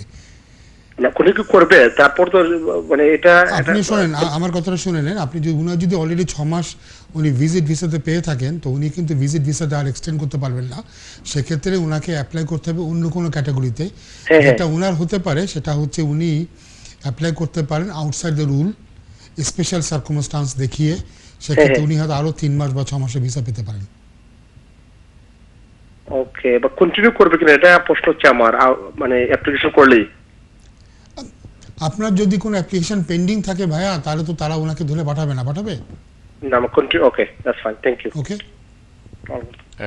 রেজা ভাই, আমার কাছে মনে হচ্ছিল যে কোশ্চেনটা একটু ক্রিটিক্যাল এবং একটু গুরুত্বপূর্ণ এইভাবে যে উনি জানতে চাচ্ছেন যে 6 মাস উনি ভিসা এখানে আছে, এরপরে আরো 3 মাস পায়, বা ওই 3 মাস পরে যদি উনি আবার হিউম্যান রাইটস কোনো অ্যাপ্লিকেশন করে, তাহলে এটা কি পুরোটা একটা চেইন হবে কিনা? না, চেইন হলে তো উনি তো 10 ইয়ার্স না করতে পারলে ওনার তো লাভ হচ্ছে না। না, ওনাদের হয়তো তো ফলে এটা কিছু হবে না। ওনাকে হয়তো যেটা করতে হবে, ওনাকে হয়তো এটা কি বলে, উনি FLRIIS দিয়ে ফার্দার এক্সটেনশনের জন্য যে বিষয়টা। জি, আমরা চলে যাচ্ছি আমাদের পরবর্তী কলারের কাছে। Next caller. হ্যালো কলার, আপনি আমাদের শুনতে পাচ্ছেন? জি, হ্যালো, আসসালামু আলাইকুম। ওয়ালাইকুম আসসালাম ভাইয়া, কেমন আছেন? আপনার প্রশ্নটা করুন। আমার প্রশ্নটা হচ্ছে গিয়ে যে আমার প্রশ্ন হচ্ছে, আমি 10 বছর আগে, 11 বছর আগে দেশে এসেছিলাম। জি জি। আসার পরে আমি 10 বছর ওভারস্টে ছিলাম। তারপরে আমি দেশে একজন ব্রিটিশ সিটিজেন মায়ের সাথে আমার বিয়ে হয়েছে। জি জি। তো তিনি এখন প্রেগন্যান্ট আছেন। জি। তো আমি এখন কবে অ্যাপ্লিকেশন করতে পারবো, কি রকম করলে, কি একটু যদি বলতেন। ওকে রাজীব ভাই, আপনার কি এখানে বিয়ে, আপনার যে বিয়েটা হয়েছে ভাইয়া, বিয়েটা কি ইংলিশ ম্যারেজ হয়েছে নাকি ইসলামিক না নিকাহ? ইসলামিক ইংলিশ ইসলামিক নিকাহ হয়েছে। আপনারা একসাথে কতদিন ধরে আছেন? আমরা তো একসাথে আছি 6 মাস 6 মাস। কতদিন? 6 মাস 6 মাস। হ্যাঁ, তাহলে আপনার প্রবলেম হচ্ছে এই যে আপনি যদি যে কোনো অ্যাপ্লিকেশন করেন বাচ্চার জন্মের আগে, তাহলে কিন্তু আপনি কোয়ালিফাই করবেন না, কারণ যেহেতু আপনি ইসলামিক বিয়েটা করেছেন সেই বিয়েটা কিন্তু শিক্ষিত নয়, বুঝতে পেরেছেন? আর এদেশের লতে যদি আপনি আনম্যারিড পার্টনার হতে চান তবে আপনাকে 2 বছর একসাথে থাকতে হয়, আপনি কিন্তু 2 বছর একসাথে নাই, বুঝতে পেরেছেন? তখন বাচ্চা যদি জন্মায় তখন আপনি বাচ্চাকে নিয়ে আপনি তখন যদি যান তো সেক্ষেত্রে আপনি একটু বেটার পজিশনে থাকবেন। এখন আপনি অ্যাপ্লিকেশন করতে পারে তারা বলবে যে তারা তো যে তুমি কিন্তু পার্টনার রুটেও স্যাটিসফাই করো না, কারণ তোমার পার্টনারের সাথে তুমি 2 বছর একসাথে থাকুনি, আর পার্টনারের সাথে তুমি তুমি বিয়ে করোনি। আপনি যেটা দুটো যে কাজ করতে পারেন, একটা হচ্ছে একটা অ্যাপ্লিকেশন করে দিয়ে অ্যাপ্লিকেশনটা পেন্ডিং থাকা অবস্থায় আপনি বিয়ের পারমিশন চান এবং বিয়েটা করে ফেলেন। বিয়েটা করার পরে তখন আবার আপনি চেঞ্জ করে বলেন যে আপনি এখন married. In the mean time যদি আপনার বাচ্চাটা জন্ম হয়ে যায় তখন আবার আপনি বাচ্চাটাকেও আপনি অ্যাড করলেন, সেক্ষেত্রে আপনার হয়তো কিছু পয়সা খরচ হলো, লয়ার সাহেব হয়তো কিছু বেশি পয়সা নেবে, কিন্তু এভাবে গেলে আপনার হয়তো এখন থেকে আর তেমন টেনশন করতে হবে না। আচ্ছা, আপনি বললেন যে আমি যে অ্যাপ্লিকেশনটা করার জন্য এটা কি হিউম্যান রাইটস এর অ্যাপ্লিকেশন করব ফার্স্টে নাকি ফার্স্টে স্টেটে বিয়ে দেখে করে ফেলবো? এই যে সরি, আমি উনি যে অ্যাপ্লিকেশন করবেন সেই অ্যাপ্লিকেশনটা কোন ক্যাটাগরির হবে? আপনি এফএলআরএপি অ্যাপ্লিকেশন করবেন। তারা এই অ্যাপ্লিকেশনটা তারা কিন্তু রিফিউজ করবে, তারা বলবে যে তুমি কিন্তু ম্যারিড না, নাম্বার 1, তুমি একসাথে 2 বছর থাকোনি। এই জন্য এই অ্যাপ্লিকেশনটা ডিসাইড হওয়ার আগেই আপনাকে বিয়ে করে নিতে হবে। বিয়ে করে নিলে অ্যাটলিস্ট ওইটা তারা আর বলতে পারলো না যে তোমরা তো ম্যারিড নাও, তখন ম্যারিড হয়ে গেলেন। এবং এই সময়ের ভিতরে যদি বাচ্চাটা জন্মে যায় তো বাচ্চাটা ব্রিটিশ হবে, সেক্ষেত্রে তখন আপনার কেসটা অনেক স্ট্রং হবে। এবং এখন পর্যন্ত তাদের যে পলিসি আছে তারা সাধারণত বাংলাদেশের ক্ষেত্রে তারা বলবে না যে তোমার বাচ্চা তোমার সাথে চলে যাক, তোমার বউ তোমার বাচ্চা তোমার সাথে চলে যাক, এটা তারা বলবে না, যেখানে বাচ্চাটা ব্রিটিশ। এটা কিন্তু চেঞ্জ হতে পারে নেক্সট ইয়ারতে, তাদের প্ল্যানও একটা আসছে, তারা তো বলতে পারে যে it could be reasonable in certain occasions for a British child to leave this country, but right at this moment বাংলাদেশের ক্ষেত্রে এরকম তারা কথা বলবে না। এই জন্য আপনি যদি এরকম চেন অ্যাপ্লিকেশন করেন তাহলে হয়তো বা আপনি একটা বেটার পজিশনে থাকবেন। কলার আপনাকে অসংখ্য ধন্যবাদ। সুপ্রিয় দর্শক, আপনারা দেখছিলেন আপনাদেরই প্রিয় অনুষ্ঠান অ্যান্টি ইউরোপের নিয়মিত সাপ্তাহিক আইন বিষয়ক অনুষ্ঠান আইন অধিক অনুষ্ঠানে। এই অনুষ্ঠানে আমরা আলোচনা করছি অ্যাসাইলাম, ইমিগ্রেশন, ফ্যামিলি এবং লিটিগেশন সংক্রান্ত। পাশাপাশি আমরা আপনাদেরকে চেষ্টা করছি জানাতে বিভিন্ন আপডেটেড ইমিগ্রেশন সংক্রান্ত বিভিন্ন বিষয়, এবং আপনাদেরই বিভিন্ন প্রশ্ন উত্তর আমরা নিচ্ছি। প্রিয় দর্শক, আপনারা যেখান থেকে আমাদের প্রোগ্রাম দেখছেন, আপনারা যখনই স্টুডিওতে কল করবেন আমরা আপনাদেরকে রিকোয়েস্ট করব আপনারা অবশ্যই আপনাদের টিভি ভলিউমটা ডাউন করে রাখবেন এবং সরাসরি স্টুডিওতে কথা বলবেন। পাশাপাশি আপনাদের প্রশ্নটা একটু সংক্ষেপ করে রাখবেন, তাহলে আমরা আরও বেশি দর্শকের কল নেওয়ার সুযোগ পাবো। আমরা বিভিন্ন আপডেট দিচ্ছিলাম। আমরা চলে আছি আমাদের আজকের অনুষ্ঠানের গেস্ট আবু মোহাম্মদ মঞ্জুর হাসান রেজা, যিনি যে কেয়ার সলিসিটর প্রিন্সিপাল হিসেবে দায়িত্বরত আছেন, যিনি একাধারে একজন সলিসিটর এবং ব্যারিস্টার। রাজা ভাইয়া, লাস্ট যেই বিষয় টপিক নিয়ে আমরা আলোচনা করছিলাম সেই টপিকটা হচ্ছে, একটা বিষয় আমার কাছে অনেকেই আপনাকে কোয়ারি করছেন যে 31 যে ডেডলাইনটা, এই ডেডলাইনটা কি এন্ট্রি ডেডলাইন অথবা প্রি সেটেলমেন্ট অ্যাপ্লিকেশনের ডেডলাইন না সেটেল অ্যাপ্লিকেশনের ডেডলাইন? ঢুকতে হবে 31 ডিসেম্বর ভিতরে। ভাই, এখন যে প্রসেসটা আছে, এখন তো হচ্ছে যে ইউরোপিয়ান যারা আছেন ওনারা আসছেন যাচ্ছেন, কোনো রেকর্ড নাই, তা আপনি যে ঢুকতে হচ্ছে বলছেন, তো এটা রেকর্ডটা কোথায়? তারা যদি প্রি সেটেল স্ট্যাটাস না নেয় তবে তারা অবশ্যই অসুবিধা পড়বে, এবং আমরা কিন্তু এটা নিয়ে টেলিভিশন অনেকবার কিন্তু কথা বলেছি। জি, প্রি সেটেলটা আপনি করতে গেলে তো আপনাকে হচ্ছে এনআই লাগছেন, তারপরে তার একটা অ্যাড্রেস, প্রুফ অফ অ্যাড্রেস লাগছে। তা এখন একজন ভদ্রলোক ধরেন 31 তারিখে আসলো, সে এই বিষয়গুলো ছাড়াই কি শুধু এখানে আসছে? সবচেয়ে বড় কথা কি, আমরা এর আগে বলেছি যে এই রিকোয়ারমেন্টটা হচ্ছে যে you have to have a period of residence. Period of residence তারা কখনো বলে না কতদিন হবে। জি, টেকনিক্যালি তুমি যদি আজকেই তুমি হয়তো সেটেলমেন্ট, প্রি সেটেলমেন্ট করতে পারো যদি তোমার কাছে যে ইনফরমেশনগুলো তোমার কাছে থাকে।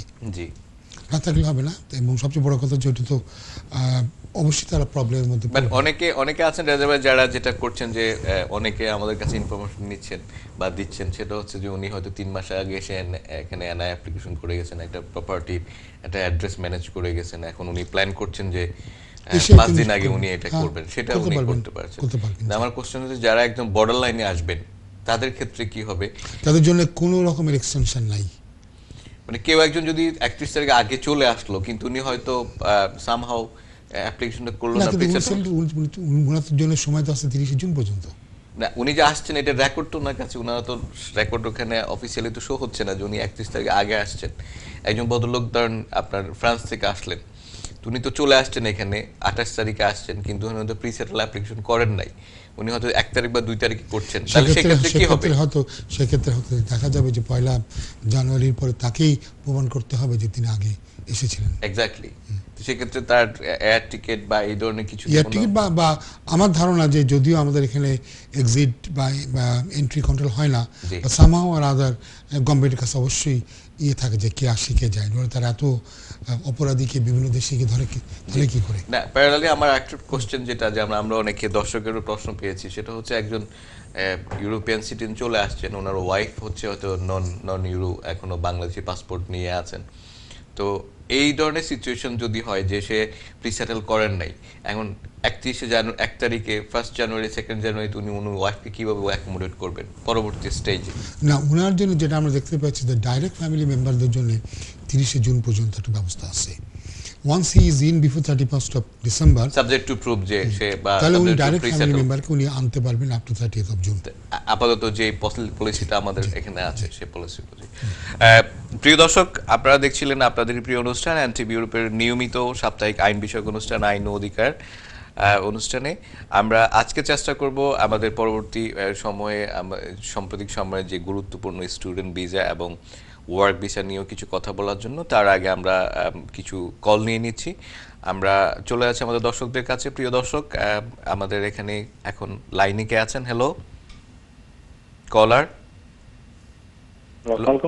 ওয়ালাইকুম আসসালাম ভাইয়া, কেমন আছেন? জি ভাই ভালো আছি, আপনারা ভালো আছেন? জি জি আমরা আছি ভালো।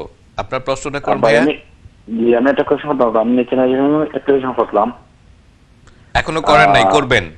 না না, করে দিয়েছি ভাই, ন্যাশনালাইজেশন অ্যাপ্লিকেশন করছি। জি ডিসেম্বরের 16 তারিখ হইব আমার 3 মাস। এখন আমার একটা ওয়েটিং ব্যাপার। জি ভাইয়া, এটাতে আপনার 6 মাস পর্যন্ত টাইম লাগতে পারে। আমরা দেখতে পাচ্ছি যে কোনো অ্যাপ্লিকেশন আমরা 3 to 4 উইকসের মধ্যে পেয়ে গেছি, আর কোনো অ্যাপ্লিকেশন যারা 6 মাস 7 মাস 8 মাস 9 মাস নিচ্ছে। তো ফলে আপনার 6 মান্থের আমি নিজে এখন চেক করতে পারবো না। আপনার 6 মান্থসের কম হলে আপনার এখানে টেনশন করার কোনো কারণ নাই। আমি কি নিজেকে চেক করতে পারবো? আপনি পারেন, আপনি সবসময় আপনি চেক করতে পারেন। না না, চেক করতে পারবো না আমার অ্যাপ্লিকেশন কি রকম। আপনি চেক করতে পারেন, ওদের কাছে আপনি চিঠিও দিতে পারেন, কিন্তু ওরা বলে যে 6 মাসের মধ্যে কোনো চিঠি না দিতে।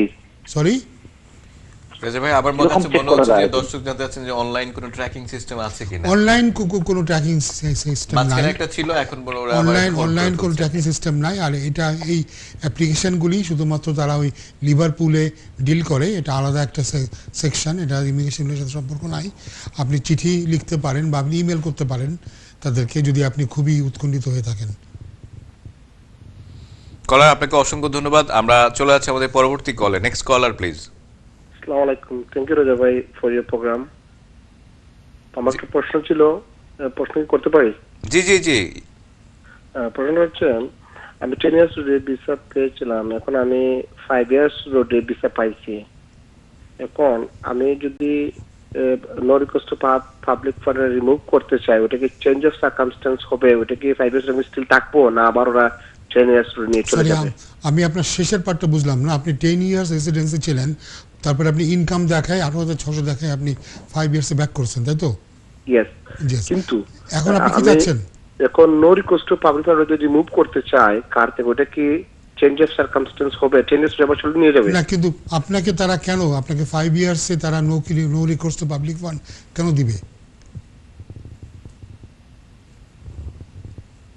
ভাইয়া? জি, ওটা তো আমি যদি আপনার আগে আগে প্রশ্নটা বুঝিনি। আপনি আগে হিউম্যান রাইটসে অ্যাপ্লাই করলেন, আপনার স্পাউস ব্রিটিশ, তাই তো? জি। তো তখন তারা আপনার যেহেতু দেশে ভিসা ছিল না, আপনাকে 10 ইয়ার্সের রুটে আপনাকে ভিসা দিল। তারপরে আপনি ভিসা পাওয়ার পরে 5 বছরের রুটে আপনি ট্রান্সফার করলেন, কারণ তখন আপনি ইনকাম দেখাতে পারছেন, তাই তো? ইনকাম আমি একটু এক্সাম্পশন পাইছি ইনকামের ক্ষেত্রে। সরি, কি পাইছেন? ইনকামের ক্ষেত্রে এক্সাম্পশন পেয়েছে। কি দেখিয়েছেন? Disability living allowance? ভাই আপনি আমাদের শুনতে পাচ্ছেন? কেয়ার অ্যালাউন্স দেখিয়ে জি জি কেয়ার অ্যালাউন্স আপনি দেখিয়েছেন, সেক্ষেত্রে আপনি ওদের কাছে লিখতে পারেন যে তারা আপনাকে অন্য অন্য বেনিফিটগুলি ক্লেম করতে দেবে কেন। কিন্তু আপনার জন্য প্রবলেম হচ্ছে এই, আপনার ওয়াইফ কিন্তু অন্য অন্য বেনিফিটগুলো নিজে কিন্তু ক্লেম করতে পারে। তো সেক্ষেত্রে আপনার ওয়াইফ যদি ক্লেম করতে পারে, যেমন ধরেন চাইল্ড ট্যাক্স ক্রেডিট, তো সেটা যেমন ধরেন, বা সেটা যেমন পুরো ফ্যামিলিকে দেওয়া হয়, তো সেক্ষেত্রে যে কোনো একজনকে দেবে, এটা কিন্তু দুজনকে দেবে না। তাহলে আমি আবার ওটা মানে পাবো না, বা নতুন করে অ্যাপ্লাই করতে পাবো না, বা চেঞ্জ হয়ে যাবে। আপনার ওটা বুঝতে পারলাম। রাজা ভাই উনি কি হাউজিং ক্লেম করতে পারছেন না ওনার পার্টে? আপনার পার্টনার তো অবশ্যই হাউজিং ক্লেম করতে পারবে। হ্যাঁ জি, ফলে আমি বুঝতে পারছি না এটা চেঞ্জ করলে আপনি কিভাবে। দর্শক জানতে যাচ্ছেন যে উনি হয়তো যে একটা উনি ইনকাম যেটা সেখানে তো উনি একটা এক্সাম্পশন পেয়েছেন, তো এটা তো কন্টিনিউ আছে। এখন উনি দেখাতে যাচ্ছেন যে উনি হয়তো লো ইনকাম বা কোনো কিছু এর জন্য ওনার ওয়াইফ তো পাচ্ছে। ওয়াইফ পাইলে উনি যদি অ্যাড হয় সেক্ষেত্রে ওনারও কিছু পাওয়ার একটা চান্স আছে কিনা? না, সেক্ষেত্রে উনি ইনকাম ট্যাক্স ক্রেডিটটা কিন্তু ফ্যামিলিকে দেওয়া হয়। জি, নট লাইক এভরিওয়ান। জি, হাউজিং এর ক্ষেত্রে কি হবে? উনি লিখতে পারেন, উনি চাইতে পারেন ওনার চেঞ্জ অফ কন্ডিশন বলে, কিন্তু ওনাকে এক্সপ্লেন করতে হবে যে কেন যে পয়সাটা উনি পাচ্ছেন। বিকজ এই সমস্ত বেনিফিটগুলো অলওয়েজ দেওয়া হয় এই জন্য যে অন্তত দুজন এই পয়সাতে সাপোর্ট যাতে চলতে পারে। ওনার ওয়াইফ নিশ্চয়ই ওই ডিসেবিলিটি লিভিং অ্যালাউন্সের সাথে উনি নিশ্চয়ই পিআইপি বা অন্য অন্য জিনিসগুলো উনি নিশ্চয়ই পান। সেক্ষেত্রে উনি অবশ্যই একটা সিগনিফিকেন্ট অ্যামাউন্ট পাচ্ছেন, এবং সেক্ষেত্রে ওনার আরও ফার্দার কেন পয়সা দরকার হবে এটা একটা ইস্যু হয়ে দাঁড়াতে পারে। বাট উনি চাইতে পারেন, চাইতে কোনো বাধা নেই, কিন্তু ওনাকে কারণ দেখাতে হবে যে কেন ওনার লাগছে।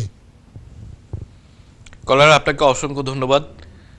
রেজা ভাই, সেম সিনারিও যদি এরকম হয়, একজন 18,600 দেখিয়ে উনি চেঞ্জ করলো, 5 বছর হয়ে গেল, এন্ড 5 বছর যাওয়ার পর উনি কি আবার কন্ডিশনটা চেঞ্জ করতে পারবে? না, 18,600 পরে কিন্তু সেটেলমেন্ট পেয়ে গেল। সেটেলমেন্ট পেলে তো সব ধরনের বেনিফিট গেল না। 18,600 দিয়ে উনি এক্সটেনশন মানে 10 ইয়ার্স থেকে উনি 5 ইয়ার্স রুটে আসলেন, তো 5 ইয়ার্স রুটে আসার পরে তখন কি উনি চেঞ্জ অফ কন্ডিশন এটার জন্য অ্যাপ্লাই করতে পারবেন? না, এরপর উনি গেলে উনি তো তাহলে ওনার ইয়ে তো আটকে যাবে, ওনার কি বলে ওনার ফার্দার এক্সটেনশন তো আটকে যাবে। সেখানে ওনার 18,600 ম্যান্ডেটরি না।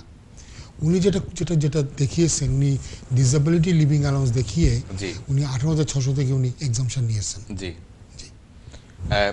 কিন্তু সাধারণ ক্ষেত্রে কেউ 18,600 থেকে থাকে, তার এক্সটেনশনও কিন্তু 18,600 ইনকাম দেখাতে হবে। সেক্ষেত্রে উনি তো আর চেঞ্জ অফ কন্ডিশনে গিয়ে লাভ হচ্ছে না। উনি লাভ হচ্ছে না, কিন্তু উনি তো এটা মিট আপ করতে পারছে না আনলেস উনি ওই এক্সাম্পটেড ক্যাটাগরির মধ্যে উনি পড়ছেন। জি, দর্শক আপনি আমাদের যিনি প্রশ্ন করেছেন, আমি আপনাদেরকে রিকোয়েস্ট করব আপনি অবশ্যই আপনার আর লিগ্যাল যে এক্সপার্ট আছেন, সলিসিটর আছেন, লয়ার আছেন, ওনার সাথে আরও ডিটেলস এই বিষয়টা নিয়ে আপনার পার্সোনাল সার্কামস্টেন্স নিয়ে কথা বলবেন। Hopefully you will be benefited. আমরা চলে যাচ্ছি আমাদের পরবর্তী কলারের কাছে। Next caller. হ্যালো। হ্যাঁ জি ভাইয়া, আমরা আপনাকে শুনছি, আপনি একটু জোরে বলতে হবে। আমি কি বলবো প্রশ্ন?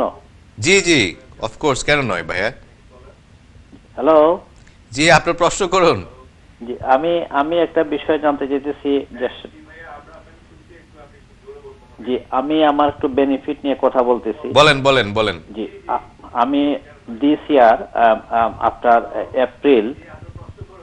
হ্যালো ভাইয়া, আমরা শুনছি, আপনি প্রশ্ন কথা বলুন। জি, this year after April to September পর্যন্ত আমি অসুস্থ ছিলাম। তখন আমি এসএসপি ইয়েটা পাইছি 95 পাউন্ড করে।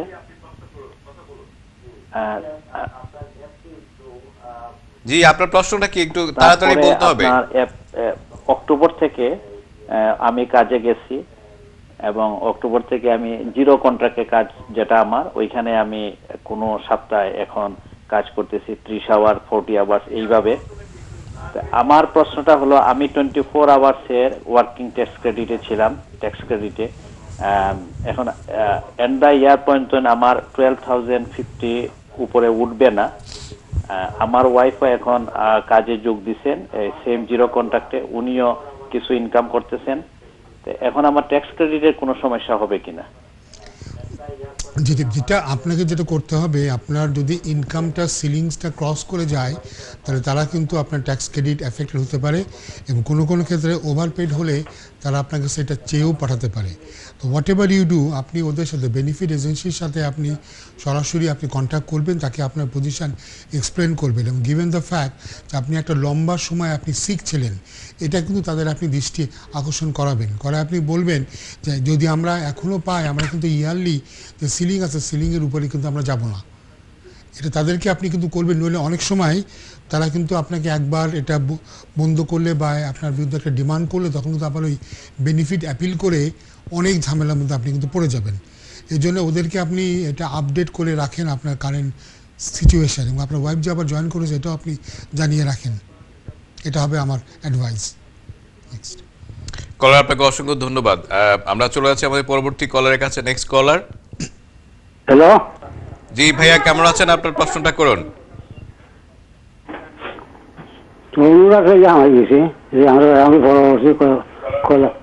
জি জি, আপনার কথা শুনছি, আপনি প্রশ্ন করুন।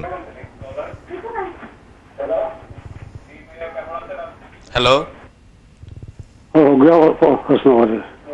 ভাইয়া, আপনার টিভি ভলিউমটা ডাউন করে আমাদের সাথে কথা বলুন। হ্যালো, জি হ্যালো, শুনছি ভাইয়া। আমাদের প্রবলেম হচ্ছে, আমরা নেক্সট কলার চলে যাচ্ছি। নেক্সট কলার ভাইয়া, নেক্সট কলার দেন। আমরা চলে যাচ্ছি আমাদের পরবর্তী কলারের কাছে। Next caller. হ্যালো হ্যালো, কলার শুনতে পাচ্ছেন? হ্যালো, আসসালামু আলাইকুম ওয়া রাহমাতুল্লাহ। ওয়ালাইকুম আসসালাম। ভাইয়া কেমন আছেন? আপনার প্রশ্নটা করুন। জি আলহামদুলিল্লাহ ভাইয়া ভালো। আমি ইউরোপ থেকে আসছি ভাইয়া। জি জি, আমি একটা জিনিস জানতে চাচ্ছি, আমি আমার মা বাবাকে আনতে যাচ্ছি বাংলাদেশ থেকে। জি জি, এই মুহূর্তে আমার আম্মার পাসপোর্টের সমস্যা। জি, আর পাসপোর্ট প্রবলেম সলভ করে আনতে 2-3 মাস সময় লাগবে। এখন আমি কি অ্যাপ্লিকেশন কি এই মাসের ভিতরে করলে ওনাদের যে ফ্যাসিলিটিটা পাবো ওটা কি পাবো কিনা এটা জানার জন্য ভাই যদি একটু। ভাইয়া আমাদের আন্ডারস্ট্যান্ডিং হচ্ছে যে ওনাদেরকে এই মাসের মধ্যে অ্যাপ্লাই করতে হবে, যদিও তারা বলেছে যে ডাইরেক্ট ফ্যামিলি মেম্বারদের জন্য তারা আগামী জুন পর্যন্ত করবে। তো সেটা ডাইরেক্ট ফ্যামিলি মেম্বার বলতে শুধুমাত্র ওয়াইফ বাচ্চার কথা বোঝাবে নাকি অ্যাসেন্ডিং লাইন ডিসেন্ডিং লাইন সবই বোঝাবে এটা আমরা জানি না, বাট অ্যাডভাইজেবল হবে 31শে ডিসেম্বর আগেই অ্যাপ্লাই করে দেওয়া। আমরা হয়তো নেক্সট কোনো প্রোগ্রামে জানাবো যে আপনার বাবা মাকেও তারা জুন পর্যন্ত অ্যাপ্লাই করার সুযোগ দেবে কিনা। এই মুহূর্তে আমাদের আন্ডারস্ট্যান্ডিং হচ্ছে যে অ্যাপ্লিকেশানগুলি ডাইরেক্ট ফ্যামিলি মেম্বার মানে স্পাউস ছাড়া অন্য লোকদেরকে এই বছরের ভিতরে অ্যাপ্লিকেশান করার কথা বলা হয়েছে। বাট আমরা চেক করে দেখতে পারি যে বাবা মা, কারণ এটা টাইম টু টাইম এমনভাবে চেঞ্জ হচ্ছে এটা বলা কঠিন। সবাইকে আমরা অ্যাডভাইস করছি যে 31শে ডিসেম্বরের ভিতরেই যেন অ্যাপ্লাই করে ফেলে। পাসপোর্ট কিন্তু বাংলাদেশে আপনার 3 দিনের মধ্যেই কিন্তু করে ফেলা যায়। ওনাদের বার্থডেতে সমস্যা, এটা 2-3 মাস সময় লাগবে বললো। সেই ক্ষেত্রে আমাদের তো সাজেশন যে যেটা এখন বর্তমান রুল আছে সেটাই আমরা বলছি, ভবিষ্যৎ কি হবে সেই বিষয়টা আমরা হয়তো নেক্সট প্রোগ্রামে আমরা বলতে পারবো যে বাবা মাকেও তারা এর মধ্যে এনেছে কিনা। আমরা যতদূর জানি সেটা হচ্ছে যে স্পাউস এবং বাচ্চাদের ব্যাপারে তারা কিন্তু 30 জুন পর্যন্ত একটা এক্সটেনশন আছে, যদি তারা থাকে। কিন্তু বাবা মার ক্ষেত্রেও তারা এটা দেবে কিনা এটা আমরা এই মুহূর্তে আমরা শিওর না। কলার, আপনাকে অসংখ্য ধন্যবাদ। আমরা চলে যাচ্ছি আমাদের পরবর্তী কলে। Next caller. হ্যালো কলার, আপনি আমাদের শুনতে পাচ্ছেন? আমাদের নেক্সট কলার কে আছেন লাইনে? হ্যালো হ্যালো, আসসালামু আলাইকুম। ওয়ালাইকুম আসসালাম। ভাইয়া আপনার প্রশ্নটা করুন। জি জি, শুনতে পাচ্ছি। জি, আপনার প্রশ্নটা করুন ভাইয়া। প্রশ্ন করো।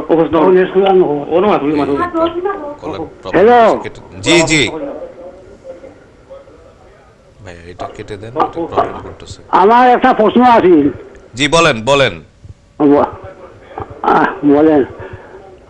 আমার আপনার ওয়াইফ মারা গেছেন লাস্ট জানুয়ারি। জি যে আমরা আন্তরিকভাবে দুঃখিত যে আপনার ওয়াইফ মারা গেছেন, আল্লাহ তাকে বেহেশত নসিব করুন। জি বলুন ভাইয়া। ওয়াইফ মারা যাওয়ার পরে আমি একটা শাদি করছি। জি। করার পরে আমি অ্যাপ্লাই করতাম আমার কিতা লাগবো। আপনার 18,600 টাকা ইনকাম লাগবে। যদি ইনকাম না থাকে তবে একটা কথা আমি জিজ্ঞাই, আমি তো পেনশনার। যে পেনশন হলে আপনি কি কি বেনিফিট পান? ওখানে কতগুলো এক্সাম্পল বেনিফিট আছে। একটু হয় খালি পেনশন। খালি পেনশনে হবে না। কাউন্সিল ট্যাক্স পাই, ঘরের রেন্ট পাই। কি পান? কইছি হ্যালো। হ্যাঁ, আপনি কি পান? পিআইপি পান? ঘরের রেন্ট ফি পাই, কাউন্সিল ট্যাক্স পাই, আর পেনশনের পয়সা পাই আর কি।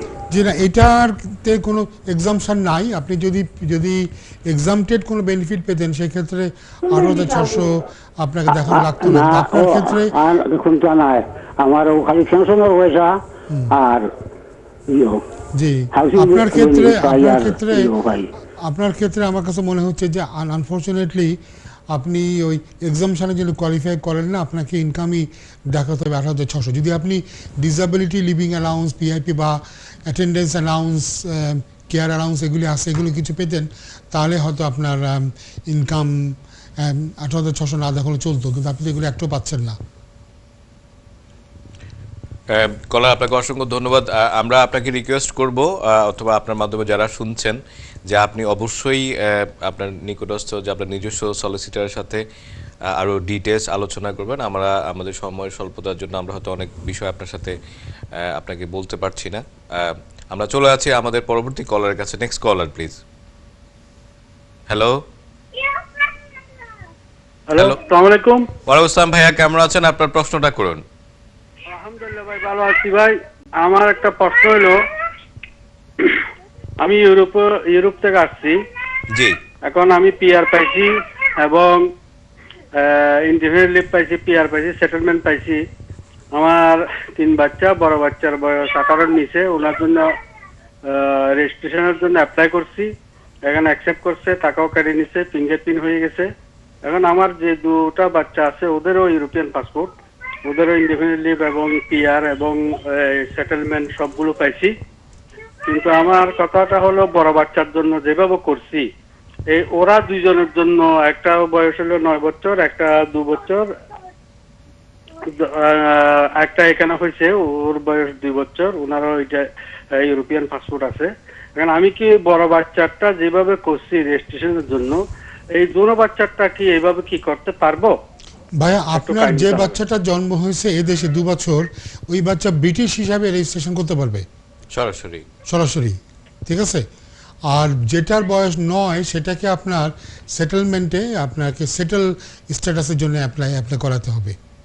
ছোট বাচ্চাটা সরাসরি ব্রিটিশ হিসাবে রেজিস্ট্রেশন করবে। ওকে, লাইন কেটে গেছে, আমরা বলে ফেলি। জি রাজা ভাই, আমরা ছোট যে টপিক নিয়ে আমরা যে কথা বলছিলাম সেটা হচ্ছে যে আমরা আগে থেকে আমাদের একটা ছিল যে ডিসেম্বরের মধ্যে আমরা ওয়ার্ক পারমিট সংক্রান্ত যে ডিটেলস পলিসি গাইডলাইন সেটা আমরা হয়তো পাবো বা হোম অফিস পাবলিশ করবে। সেক্ষেত্রে কতটুকু প্রগ্রেস বা এখন কি অবস্থা? আমরা যতটুকু আমরা দেখতে পাচ্ছি যে হোম অফিস এই কিছু সিলিংটা কমানো ছাড়া আর কিছু ডিটেল গাইডেন্স দিয়েছে বিয়েদের কর্তব্য, স্পন্সরের ডিউটি কর্তব্যের পরে। কিন্তু এটাতে যেটা মানে যে ধরনের উল্লাস ধ্বনি আমাদের অনেকে দিচ্ছিলেন, এরকম কিন্তু কোনো কিছুই নয়। যথেষ্ট কড়া একটা রিকোয়ারমেন্ট আছে এবং লাইসেন্স অবশ্যই অ্যাপ্লাই করতে হবে। লাইসেন্সিংয়ের ব্যাপারে অনেক ধরনের রিকোয়ারমেন্টের ব্যবস্থা আছে।